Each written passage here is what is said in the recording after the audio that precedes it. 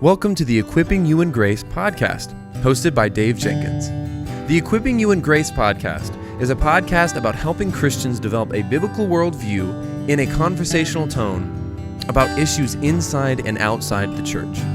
Now, for today's episode, let's join our host, Dave Jenkins.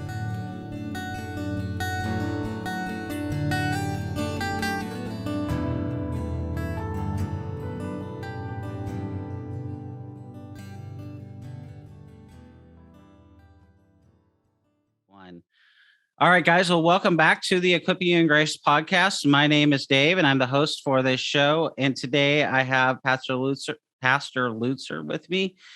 Sir, welcome to the Equipping You in Grace podcast. Can you just tell us about your life, marriage, ministry, and any ministry projects that you're working on? Well, Dave, that's a long story. I was actually born and raised in Canada, and I met my wife when I was at Dallas Seminary. So I married an American. We came here together married back in 1971. Within time, I became an American citizen. I was pastor of Moody Church in Chicago for 36 years. I was born on a farm. There's just no connection between my roots and the privileges that God has given to me. And I attribute those privileges to answered prayer, to the prayers of my parents, to the prayers of my wife. So I'm very grateful. We're going to be discussing a book today that you will be introducing, but actually throughout time, I've had the privilege of writing many books, and you're talking about a project. Well, Running to Win, which is our flagship radio program, is in 4 different languages in 20 different countries, and we continue to expand that. So that keeps me busy, along with writing another book that I hope will be out this fall. Wonderful, wonderful. We look forward to that as well. Guys, we're going to be talking today with Pastor Lutzer about his book, We Will Not Be Silent, Responding Courageously to Our Culture's Assault on Christianity. If you're watching this on video, you can see it here, right here on the video. It's a very helpful book, sir.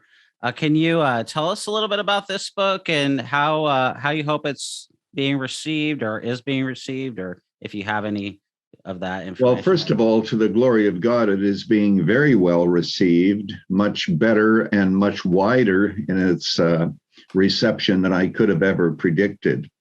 But the reason I wrote the book is because I began to realize that the radical left in America does not believe that America can really be fixed. It has to be destroyed, that is, culturally destroyed and built upon a brand new foundation. And that foundation is, of course, a form of Marxism. And then we'll have equality, we'll have the end of racism, and everyone will get along happily ever after. Now, Dave, we must understand, by the way, one of the things I show in the book is how Marxism permeates all of the agendas that we have in America today amid this collapsing culture. Now, you must understand that Karl Marx emphasized primarily economics. He was talking about the economic situation and how there should be an overthrow of the landowners, the bourgeoisie, the proletariat, the working class should rise up. And that was his philosophy. And of course, it brought about great devastation in Russia and China. Cultural Marxism says we can achieve the same goals if we attack the culture. So the culture must be destroyed. The family must be destroyed. Marx taught this because there are 2 groups in the world, the oppressed and the oppressors. And so the idea was that you could, the family had to be destroyed because men oppressed their wives, parents oppressed their children. They took them to church, and God was the ultimate oppressor. And therefore, what is necessary is that the family structure be destroyed. Women have to become a part of the workforce, and the state has to raise the children so that they are taught the glories of Marxism rather than Christianity. Now, here's what I show in the book, Dave. I show how this philosophy impacts our vilification of history, race, freedom of speech, propaganda, all the way through. And there is this thread that runs through our culture that is being influenced by cultural Marxism. I really like the book, and I agree with your assessment, because we are living in the last graduating high school about 20 so years ago.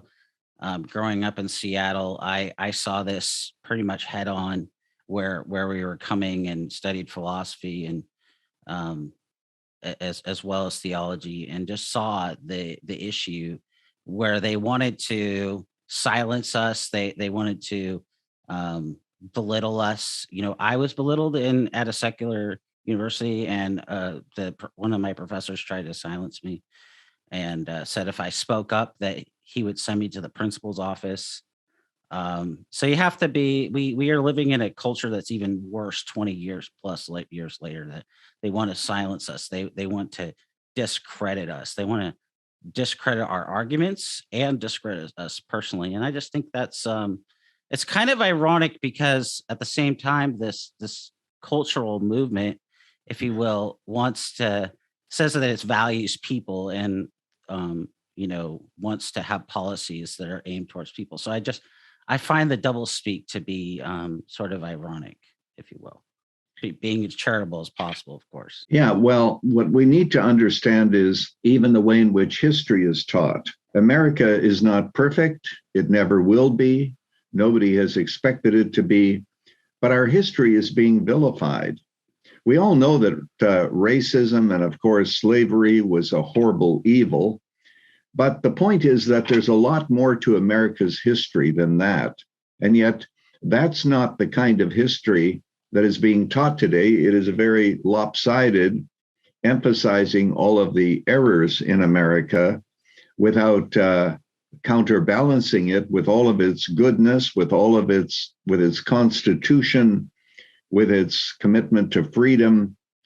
The fact is that if America is destroyed, and we certainly see the seeds of that all over, the impact is going to be huge, not just for us, but for mission work around the world. You go around the world, and most of the mission organizations in other countries, most of them are being supported by American dollars.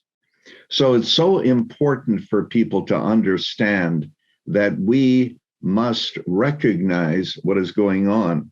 And then, you talked about Seattle. Well, that's a horse of a different wheelbase today, of course. A lot of changes have taken place.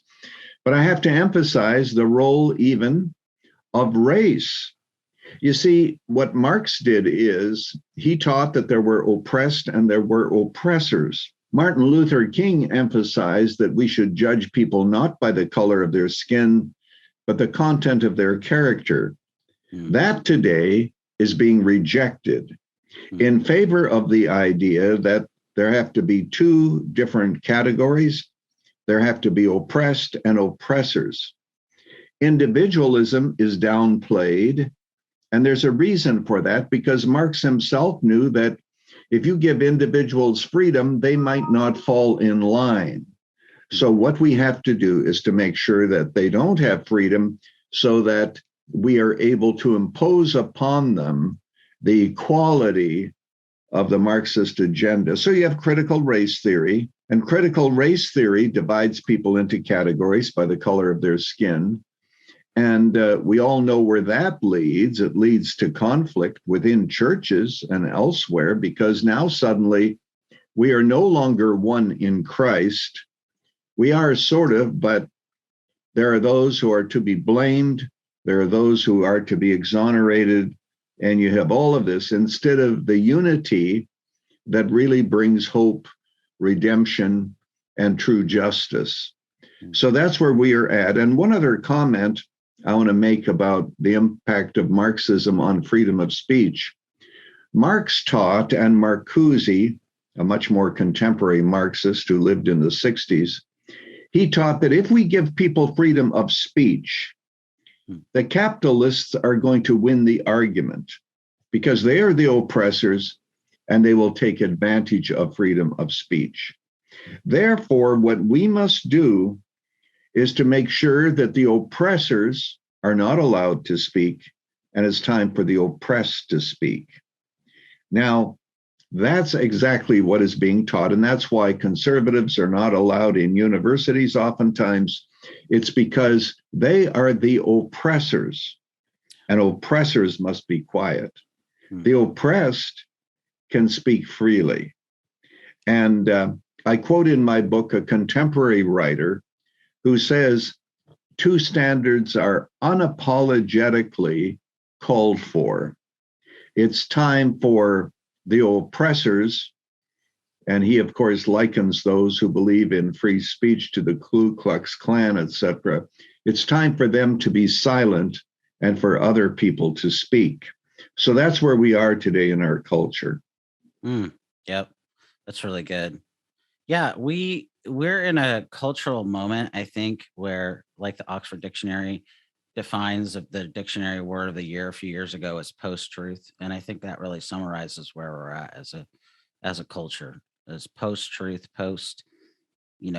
just whatever I think, whatever I feel, whatever I want to do, whenever I want to do it. And like you're saying, it's having a tragic effect, especially on the education, I think, of our children, because they're not really taught the Constitution. They're not taught our history. They're not taught our values. They're not taught the how this country was founded. And it's has a devastating effect on the well-rounded education that we should be giving our kids in our public schools, which is why I appreciate not everything that DeSantis is doing in Florida, but I do appreciate, especially to your comments about CRT and intersectionality, I appreciate his stand on that and not allowing it in the schools. I think that is, I wish more governors were doing that, so that kids didn't have to be taught that in the school. And I used to work as a substitute teacher in Idaho, and I saw many things that even in that conservative state concerned me. So I think what you're saying is spot on. Just taking in toward the educational realm. And are you asking me a question? Well, no, I was just commenting on what you were saying about. I can turn that into a question. Sure. What do you think about that in terms of the influence of CRT and intersectionality in the church, and what I was saying about that? Well, let me approach this a little differently, since you mentioned that subject. It's so important for us who are pastors. I'm a pastor emeritus, but pastors. It's so important for us to recognize the importance of politics.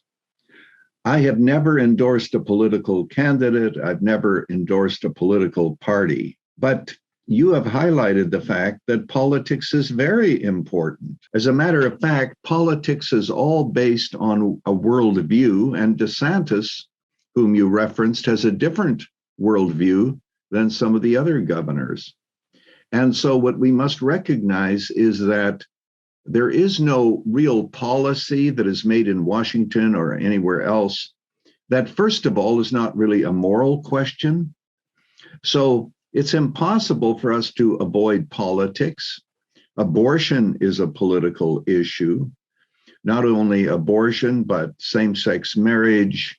You have a whole bunch of issues which are really political, but they're also moral. And education is to be added to that, as we've emphasized. So for pastors to simply say, oh, we're going to only preach the gospel, which is wonderful, that's the centrality of our message. The fact is, the people in the pew are bumping up against the culture every single day in different ways. So we must be willing to speak to the culture. And that's why I wrote the book, We Will Not Be Silenced. Because there are people today in business who are asked to write letters of apology for the color of their skin. And we must understand the philosophy that is behind that. And then what we must do is to draw a line in the sand and say, we can go here but we refuse to go here. And it's so important for us to help our congregations to do just that. Yeah, that's really, really helpful. There is so much divisiveness and polarization that many Christians have kept silent for fear of being ridiculed by this toxic culture. What should be the response of Christians to such divisiveness and polarization? Well, first of all, let me say a word about propaganda. By the way, those who read the book will discover that that chapter is perhaps the most interesting, sheds a lot of light on our culture. Propaganda, let's remember what it is. Propaganda is intended to shape people's view of reality in such a way that even when presented with a mountain of evidence, they will not change their minds. So I show in that chapter how this is being done, how it is being lived out. In answer to your question, how should Christians live in the midst of this? By the way, one of the longest chapters has to do with socialism. People may wonder, why does a pastor speak about socialism? Well, socialism, of course, brings about the demise of a country. And I point out in that chapter why it is that it pretty soon becomes a paradise for parasites, and how you cannot run a socialist country and expect it to make progress and so forth. Because like the caste system, once you're in a certain category, you stay there because after all, everything has to be equal. But back to your question, what Christians have to do is to draw a line in the sand. There's some things we can go along with in the culture.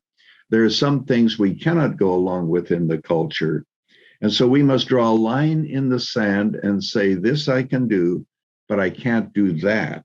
And then what we must do is to stand firm. And we must get over the idea that if we are ridiculed, that this is bad. Jesus predicted that days like this would come. So what we need is courage. In fact, the quote is just coming to mind. I think that Zwingli, one of the reformers, he of course lived in Switzerland, said, for God's sake, and he didn't mean it as a swear word. He said, for God's sake, do something courageous. And we're living in an age in which we have to say to people, suffering for truth is good.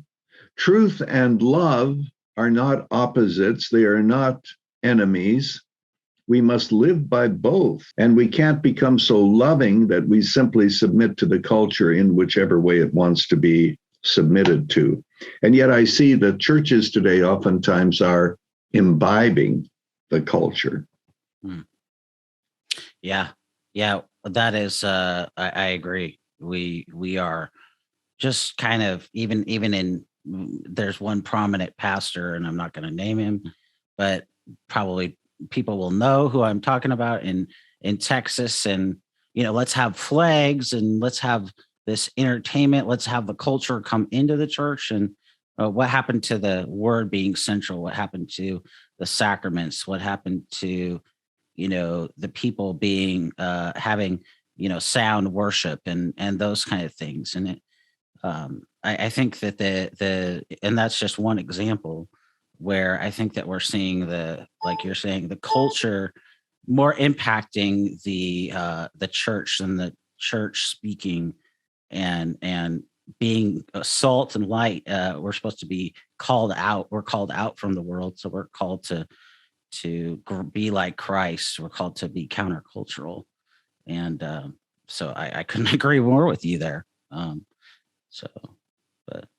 we've seen censorship become a real big issue, especially in the last few years. We've watched freedom of speech disappear for many people as big tech companies have actively engaged in censorship.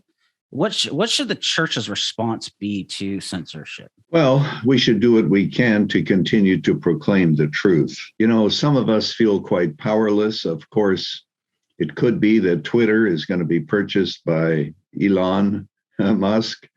And that, of course, would certainly open it up. But at the same time, we have to understand that there are forces out there who are intent on censoring rational opinions but opinions that do not go against the zeitgeist, the spirit of the times.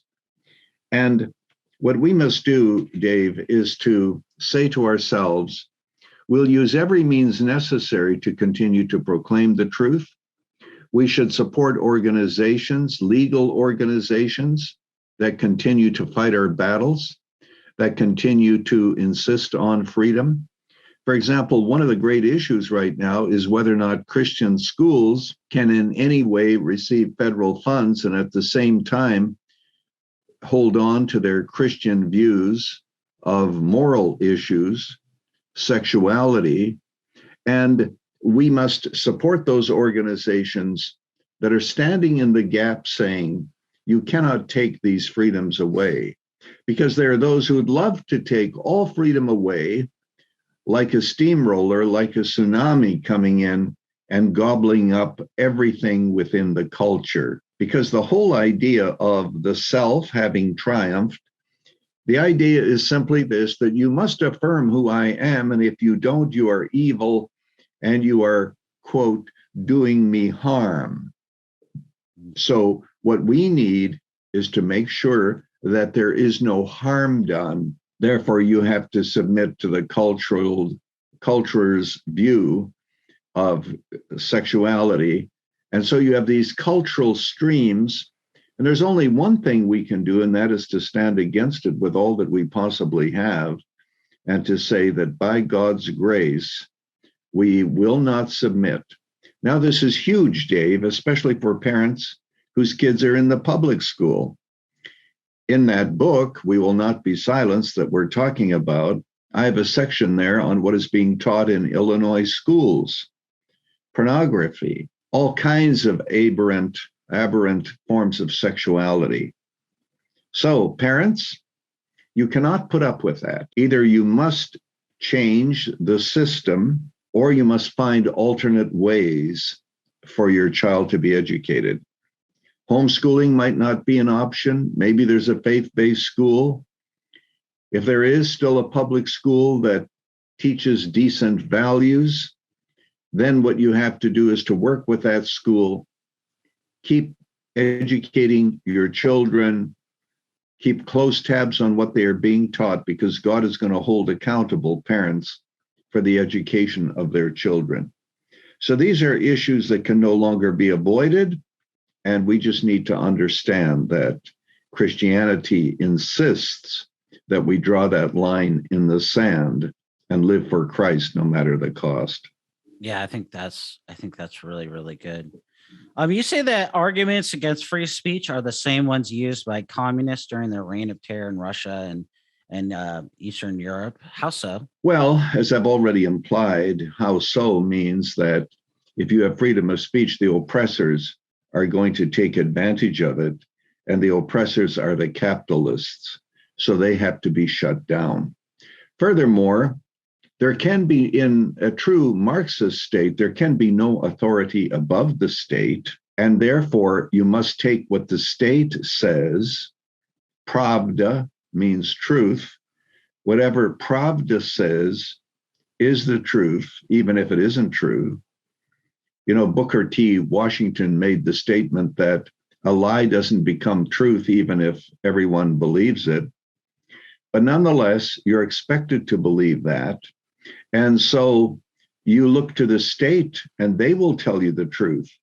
There can be no source of truth above the state in a Marxist state. So of course there cannot be freedom of speech, there cannot be freedom of religion, because everyone has to submit to the equality and to the unity of what the state is all about. Yeah, that's really good. I think that we're I'd be interested to hear what you have to say. In the last couple of years, especially, I think we've seen that idea, especially, become more and more prevalent, where the state is not just providing help and being a minister of the sword in a Romans 13 way, but I think that we've seen the state become um, more like a state that, especially our government, um more of just like this is the only institution that really matters, and they're going to hire everybody, and whatever, give everybody money. And I don't think that's not what the Constitution teaches. It's not what the Constitution was about. I think the framers of the Constitution, the Bill of Rights, would be appalled. What are your thoughts of that? Yeah, what we need to do is to understand that the reason that the state wants to dole out so much money is because they want us to become government dependent. And those who are government dependent are not going to oppose the government. They aren't going to oppose the government because they're cutting off, the hand that feeds them. And so the more government dependent we become, the more we are really dependent upon the state, and the greater the state's control. That's the whole point. That's really good. We've seen gender issues become more and more of an issue today. Why do you believe gender issues are a demarcation point for the church? Well, first of all, the attack against the family and even sexuality is central to Satan's strategy. Certainly, there are people out there who are confused about their gender. We get that. Genuine confusion. But what you have today is such an emphasis on being transgender that it has become a mark of what word shall I use here? It's sort of a mark of distinction. It's something that you want to be because it's cool to be transgender. So you have all these young people suddenly thinking that they are transgender. Now, the reason for that is every young person at some point looks in the mirror and wonders where God was when they were put together. In other words, they don't like their bodies. So somebody says, you don't like your body? It's because you're trans. You're a girl, but you don't like your body. Actually, you're probably a boy. So she wants life-changing surgery to become a boy. This is a horrible, destructive decision. And parents have to step in and say, no, you won't. And they need to say that because the teenager has not thought through the long-term consequences. That means you'll never be a parent. I mean, you may be able to adopt a child, but you can never have a child of your own. So it impacts marriage, means that you can't have a normal marriage. The impact is huge. But furthermore, that does not end the confusion. I could say more about it, but I want to get to the nub of it. And I think that this is in my book as well. Why is it so right for a person who is gender confused? Why is it so right for them to mutilate their body to fall in line with their self-perception? And why is it so wrong to get their self-perception in line with their body? That's what I'd like to know.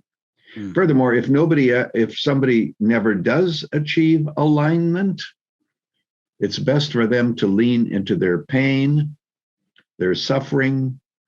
Suffering, of course, is the one pain that ends all other pains, and they must be content as they lean into God to live that way, because the other possibilities are really destructive. Certainly, mutilating the body is not the answer. So we need to treat this with a great sense of compassion because of the confusion, the dysphoria, but at the same time, draw a line in the sand and say, this is an attack against God's creation. It's a fist in his face. Karl Marx, by the way, would be delighted to hear that because he was totally opposed to the created order. He'd be glad to hear about this. So this becomes central because sexuality is central as to who we are as people. He creates them either male or female. And that encases your self-identity. It gives you a sense of self-perception.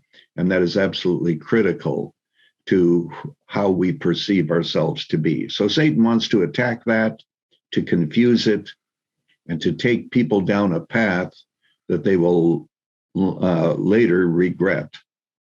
That's really good.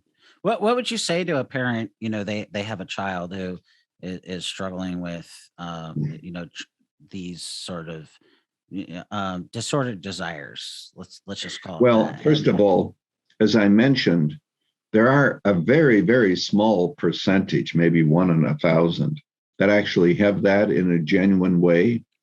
Bruce Jenner said that at the age of 8, he thought of himself as a girl. So it oftentimes goes back to childhood trauma. Maybe we can't analyze all that, but parents need to say a number of things. One, I've already emphasized, namely that the long-term effects are huge. You will never have a normal marriage. That, of course, is going to be taken away from you forever.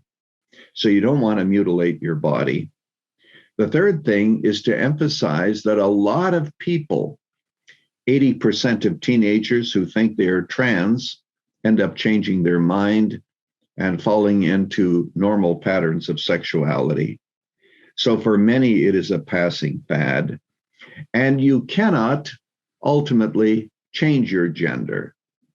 Just because we have synthetic hormones, just because we have plastic surgery, it cannot change your chromosomes. It cannot change who you are as a person. So all this needs to be laid out for these young people, and to help them see it is better to suffer through a struggle with self-identity than to take a path that is so destructive. It's really good. You suggest that radical homosexuals have been pushing their will on society as much as we'll tolerate. What is our best response from us as Bible-believing Christians to this? Well, what we have to do, of course, is be compassionate. Once again, there are those who have same-sex attraction. Oftentimes it's because they've been inducted into that lifestyle. At other times it may be, as early as they remember. I've talked to both kinds. So we have to be very careful. But what we need to emphasize, as I just said a moment ago regarding trans young people, they should not enter into same-sex relationships. That'll bring about guilt. It'll bring about a bad kind of bonding. It'll bond them to that lifestyle. It is much better. In the book of Isaiah, and I wish I knew the chapter offhand, I think it's in the 60s, 62, something like that. God talks to eunuchs. Eunuchs were those who were unmarried, and Jesus spoke and said there are some who are born eunuchs. In other words, right from birth, they had no natural sexual attraction. That did not mean that they were homosexuals. But what God said to them is, if you live for me, and I'm paraphrasing, if you live for me in a holy life, I will give you a heritage that is better than sons and daughters. So we must recognize that it is much better to live as a single for the glory of God without sexual relationships than to begin a lifestyle which has a very troubling future and a very ultimately unhappy ending. It's really good. Well, sir, where can people go to find out more about you, either on social media or otherwise? Well, I'd like to emphasize, if they want to hear some sermons, hundreds really, free online, they can go to moodymedia.org. That's moodymedia.org. Moody Media, of course, is all one word, moodymedia.org. That's different from Moody Church. moodymedia.org. Now, if they want a copy of We Will Not Be Silenced, they can go to Amazon or christianbook.com. Christianbook.com, ever since the book came out, has been running a great discount. They might want to go there, but they can find the book, We Will Not Be Silenced. I always say there's a lot that we could talk about. And just as we wrap up, Dr. Pastor Lutzer, can you just give us a few takeaways for our listeners and those who watch this? Yeah, the last chapter of the book that we're talking about, We Will Not Be Silenced, the last chapter is Strengthen What Remains. It's the words of Jesus to the church at Sardis. Sardis was a church that no longer saw the world as an enemy. Jesus said, you have a reputation for being alive, but you're dead. Okay. But notice what else Jesus says.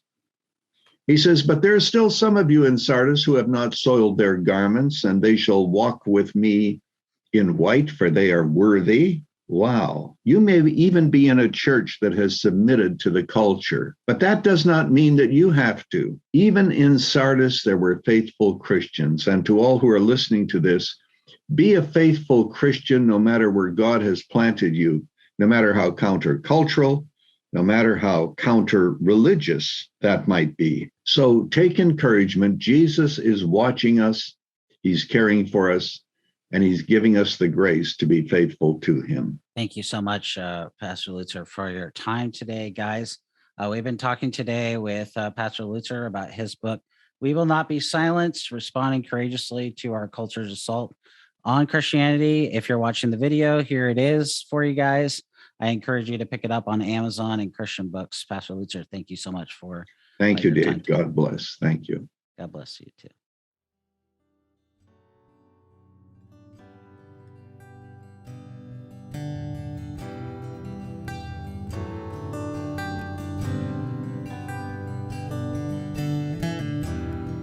Thank you for listening to the Equipping You in Grace podcast. If you enjoyed it, please subscribe, rate us on the app, and share this with your friends and family on social media. If you want to find us on social media, you can find us on Twitter @Servants of Grace, on Instagram @Servants of Grace, or by searching @Servants of Grace on Facebook. You can also find this episode and many others like it on the front page of our website, servantsofgrace.org.